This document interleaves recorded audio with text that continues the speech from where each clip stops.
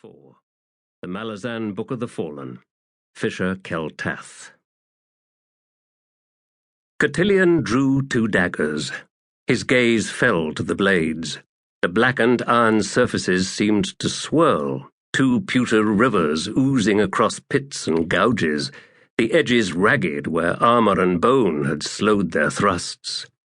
He studied the sickly sky's lurid reflections for a moment longer, and then said, "I have no intention of explaining a damned thing." He looked up, eyes locking. "Do you understand me?" The figure facing him was incapable of expression.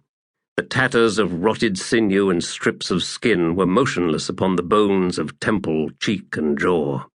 The eyes held nothing, nothing at all. Better, Cotillion decided, than jaded skepticism. Oh, how he was sick of that.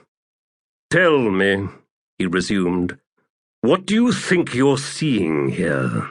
Desperation, panic, a failing of will, some inevitable decline crumbling to incompetence? Do you believe in failure, Edgewalker?" The apparition remained silent for a time, and then spoke in a broken, rasping voice. "You cannot be so audacious." "I asked if you believed in failure, because I don't." "Even should you succeed, Cotillion, beyond all expectation, beyond even all desire, they will still speak of your failure." He sheathed his daggers. "And you know what they can do to themselves." The head cocked, strands of hair dangling and drifting. "Arrogance?" "Competence," Cotillion snapped in reply. "Doubt me at your peril." "They will not believe you." "I do not care, Edgewalker. This is what it is." When he set out, he was not surprised that the deathless guardian followed. We have done this before. Dust and ashes puffed with each step. The wind moaned as if trapped in a crypt.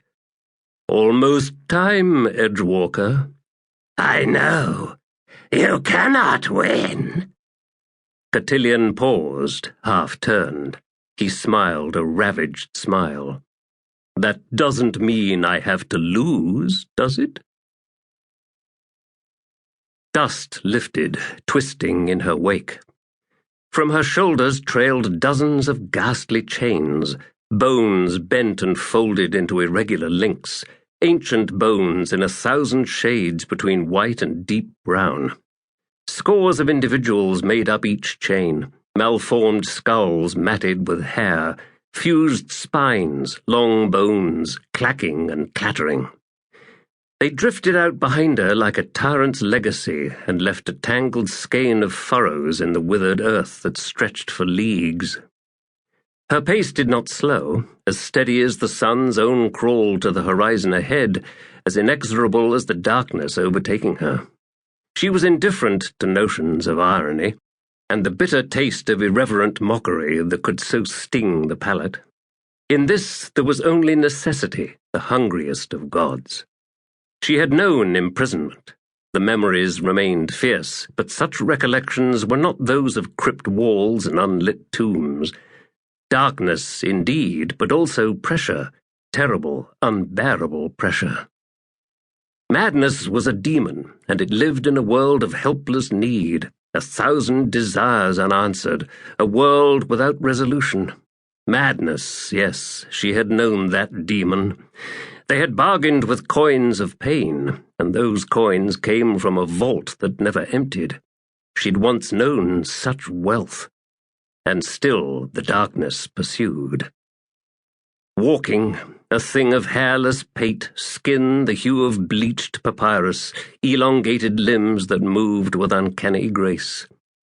The landscape surrounding her was empty, flat on all sides but ahead, where a worn-down range of colourless hills ran a wavering claw along the horizon.